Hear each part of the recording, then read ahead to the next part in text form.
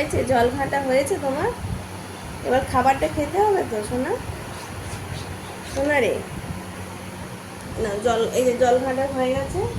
এবার এবার এবার এইদিকে তাকাও, এবার এদিকে তাকাও, আমার দিকে তাকাও। খেয়ে নিতে হবে, পড়ে যাবে তো সোনা।